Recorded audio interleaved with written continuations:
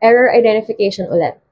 The professor, along with her assistants, are preparing the data for publication in an international journal.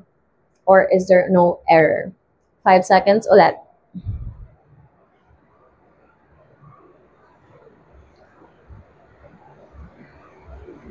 Ang tamang sagot, letter B, are preparing. Bakit? Kasi mali yung subject-verb agreement. Look, ang subject dito ay yung professor. Alright? So, yung professor, singular yan. Therefore, dapat itong ating verb ay singular agreement. In this case, dapat is siya. Is preparing. Now, kung naguguluhan kayo dito sa along with her assistants, ang tawag natin dyan, intervening phrase or intervening expression.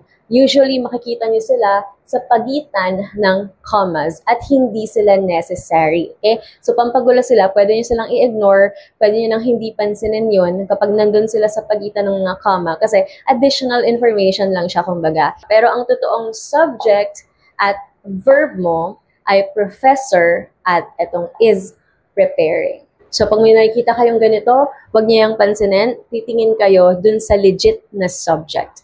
Kung ito ay singular, singular agreement. Kung ito ay plural, plural agreement.